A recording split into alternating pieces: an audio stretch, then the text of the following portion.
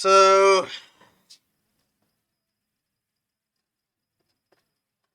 electromagnetism. We are going to begin by looking at the electric force. So we're going to break this up and in the electrical force and then the magnetic force. Magnetic force is going to be more fun. But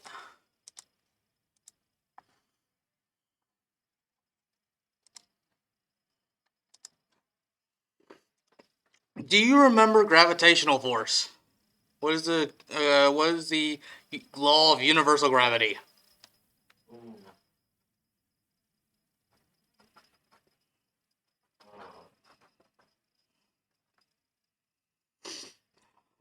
So the gravitational force is equal to some constant.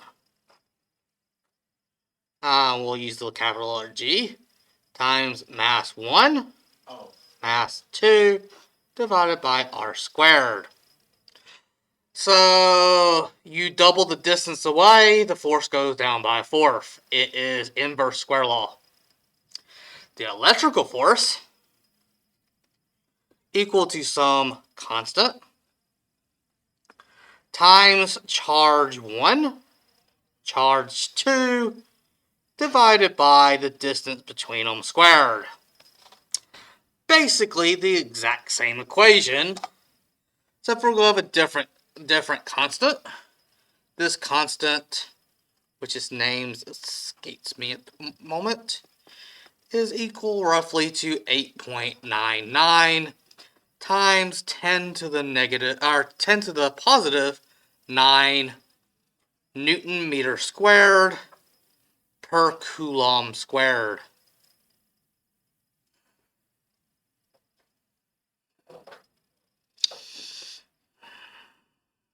So this is the main equation we'll be dealing with. Now, what's another equation for gravitational force?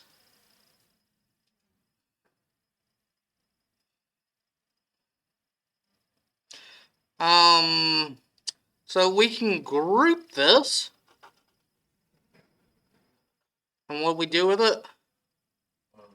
We took the field strength of the gravitational field strength. So this would be the gravitational field strength for that region of space. And we replace it with a lowercase g. And it's equal to basically F equals ma.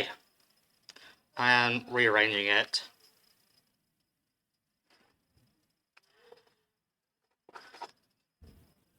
We can do the exact same thing for this. Except for we actually have something known as an electrical field. In gravitational, it's acceleration. So this lowercase g is the acceleration. It's technically the strength of the field. We can also have the electrical field is equal to the charge times whatever the electrical field strength is. So that'd be the charge, and this would be the strength of the field. So, electric field strength. And the field strength, like gravity, acceleration due to gravity, depends on distance. It's also important to know what the charge of an electron is. So, charge of electron is equal to 1.6 times 10 to the negative 19 coulombs. Technically, an electron has a charge of negative E because it's negative. We usually let this be a positive number and we always indicate charge later. And let me get you a correct spelling.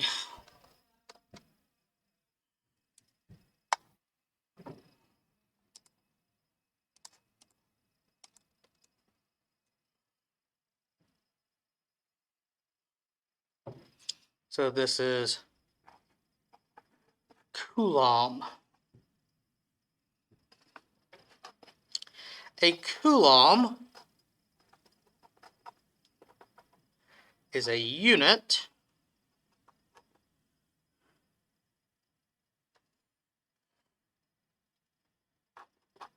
that measures electric charge.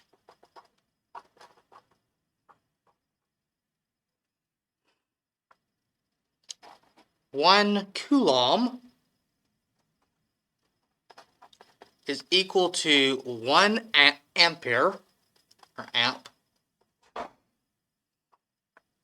times 1 second. So 1 Coulomb is equal to 1 ampere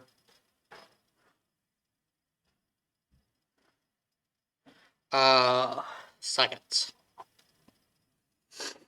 You don't need to know what amperes is yet. We're not going into that, I don't think, until we actually get into circuits on electricity.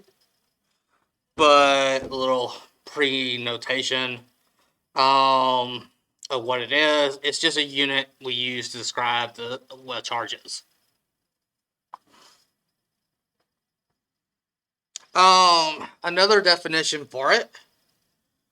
1 Coulomb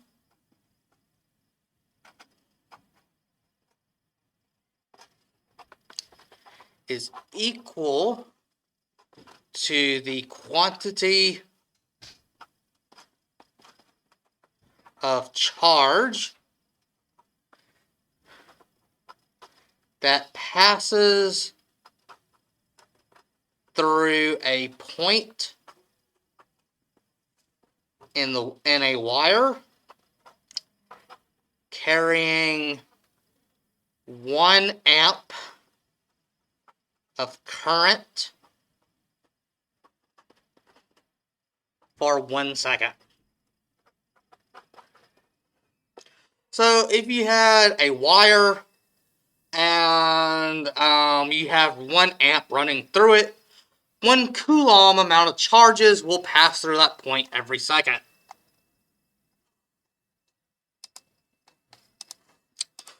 What differentiates this from gravity is the fact we have both positive and negative forces. 2 positive charges will repel.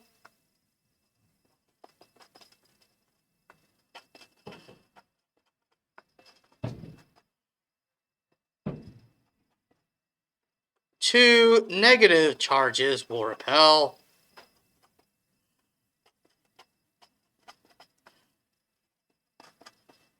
Meaning like charges repel.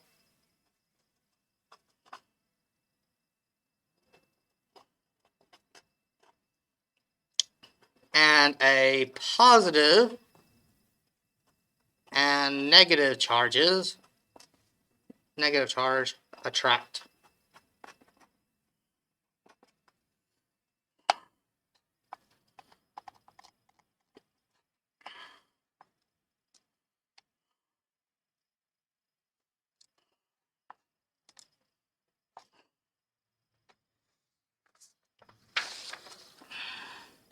So let's say that we have 2 electrons.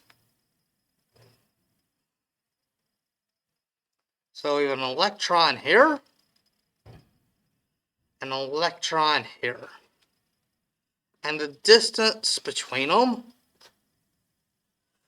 there's no actual point to saying the distance between the centers because an electron is a point-like object.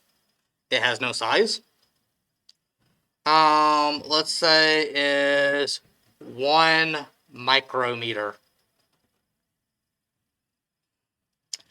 This is this Greek symbol mu. It stands for micro. So 1 micro has a tail on the left and a shorter tail on the right is equal to 1 times 10 to the negative 6 meters. So what is the force between them? We know that since they're light charges, this electron, if we hold it still, is going to exert a force on this one. And due to Newton's third law, every action has an equal and opposite reaction. This one's going to exert an equal but opposite force right here.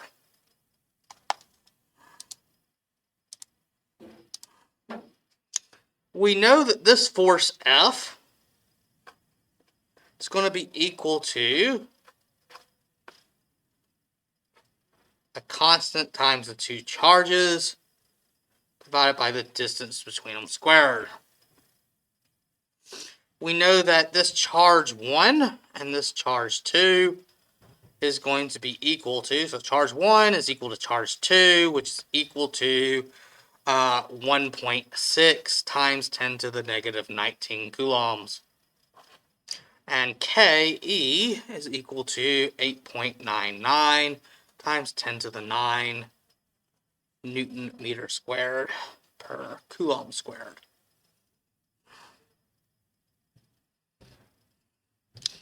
You can also get the units of this. So there's 2 coulombs multiplied together. So Q times Q is Q squared.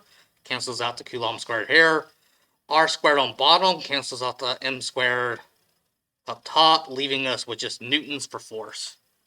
So this will be equal to, and I should put a negative sign right here. This will be equal to 8.99 times 10 to the negative, or 10 to the positive 9. I want to keep putting negative.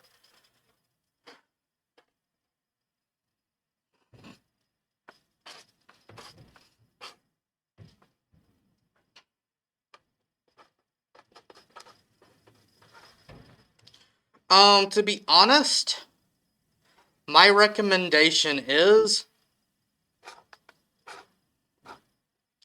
leave these negative signs off of the charges and instead just keep track of whether or not it's attractive or repulsive. You'll see that the two negatives cancel each other out. Anyway, because if you put this as our central axis, if it's a repulsive force, we're going to get a positive value, meaning it's going to go away. And then this would be 1 times 10 to the negative 6 meters squared.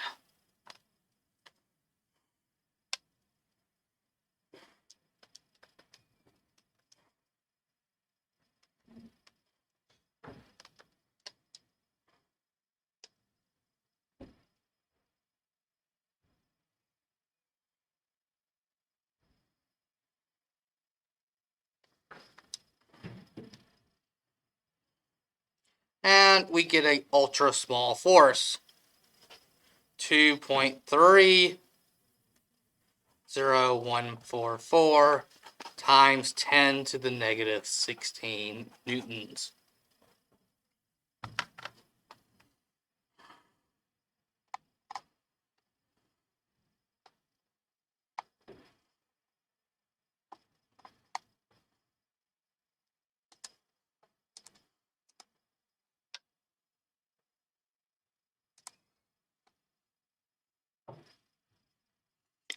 Let's imagine that we have a magic box to give you an idea of how big a coulomb is.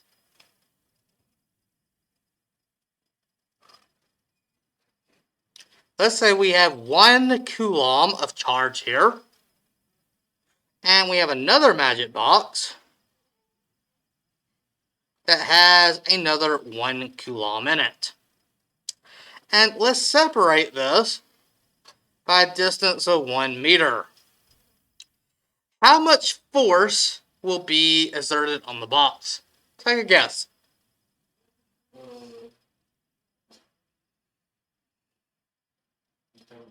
Mm-hmm.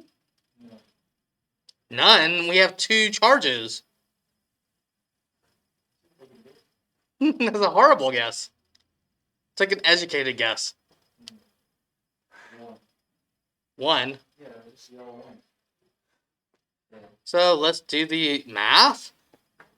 So it would be 8.99 times 10 to the 9 Newton meter square per Coulomb square times 1 Coulomb times 1 Coulomb divided by 1 meter square. I mean, it was the most easiest equation to do. It is 8.99 times 10 to the 9 newtons.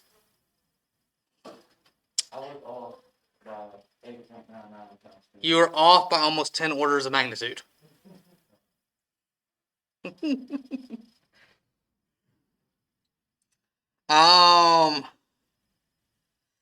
So that is a lot of force. That is almost 10 billion force. That's 9 billion force. 9 billion newtons. There is no possible way you can collect a Coulomb of charge in one spot. It'd be very difficult, as that is a lot of force being pulling these apart. So we're going to be dealing with micro coulombs usually.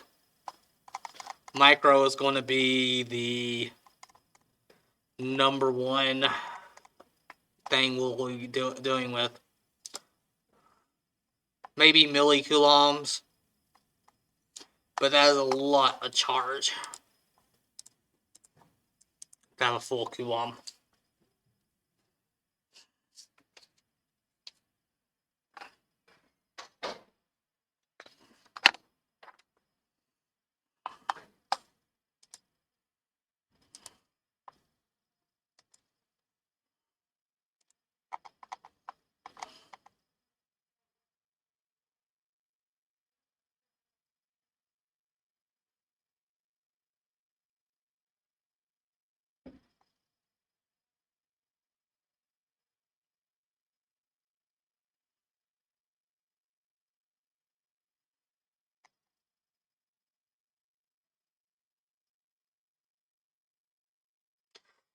So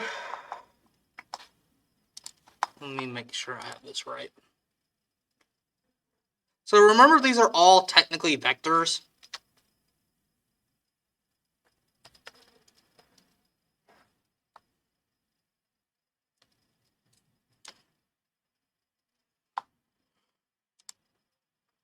So vectors have a direction.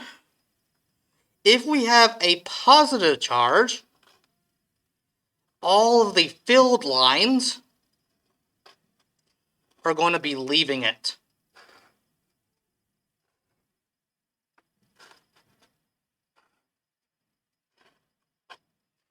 Let me actually even make this even denser.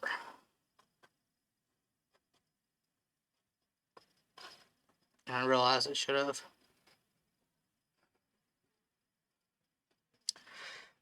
Drawn this more out. There's technically an infinitely number of field lines, but if you do a certain depth, you can see that as you're super close and draw some circle area, the amount of field lines, this is known as flux, going through it is very dense, versus if you take the same area going farther out, the amount of lines going through it will decrease. If you artificially only draw so many lines, then at any region farther away, it's less dense. For negative, it's the opposite. We draw the field lines going into it.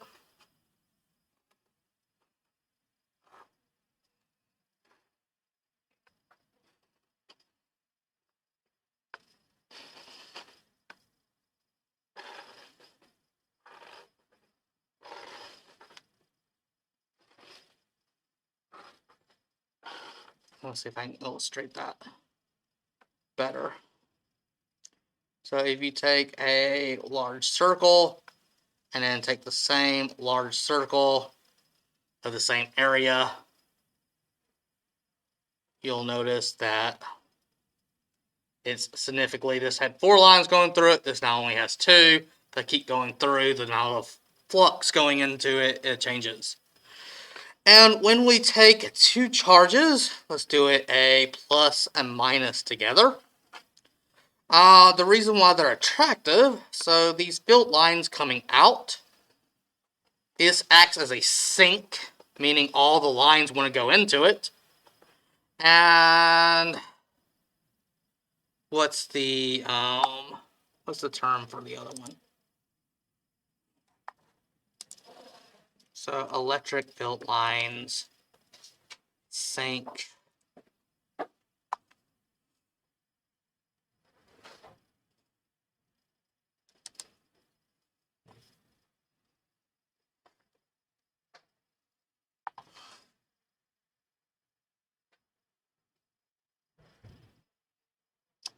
Source.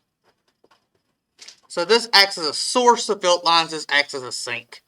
So what we end up having is something that looks like this.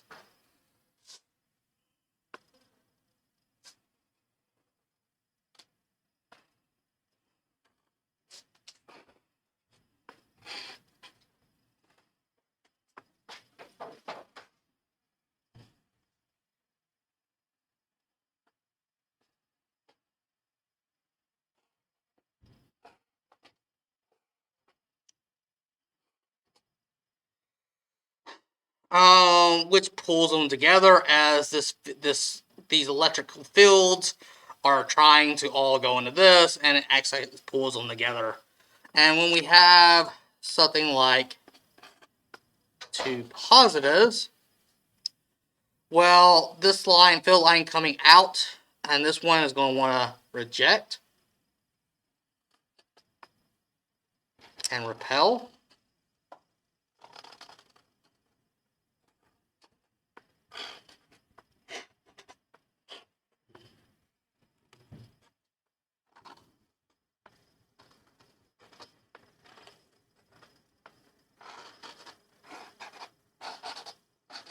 And so it kind of, I've drawn it wrong, but they kind of repel like that.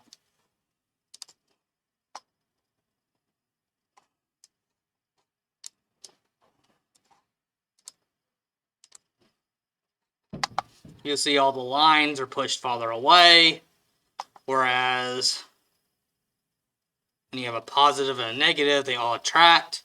You have, technically they all, whenever 2 are coupled like this, are in the same field, all these lines will eventually find a negative. You can think of this as an infinitely large circle. Not really a circle, but, circular path. And this line right here goes to infinity. So imagine a circle with an infinite radius. It's a straight line.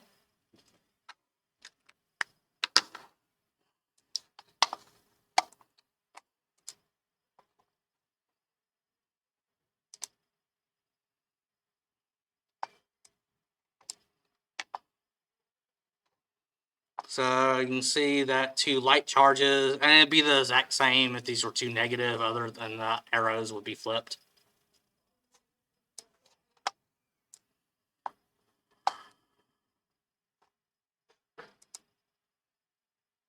How much time do we have? 3 minutes.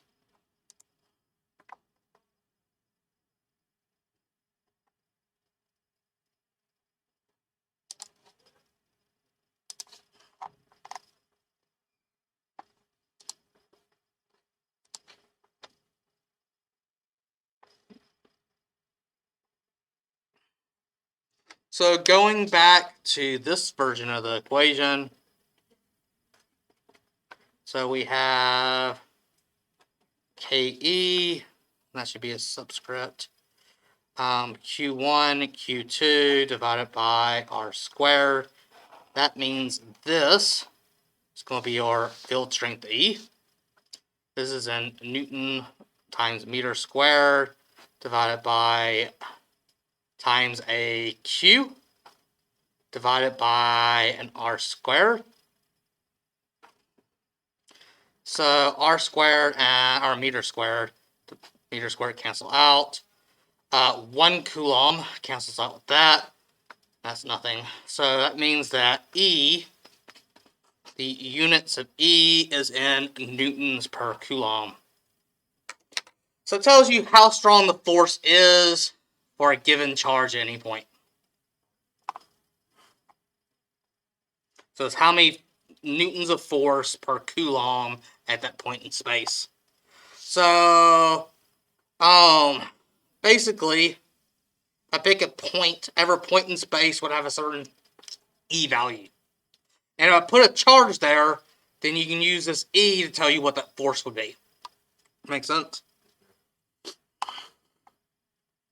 And you can calculate the field strength by using this version of it. So the field strength would be equal to KE times the charge, the source, r sink, divided by r squared.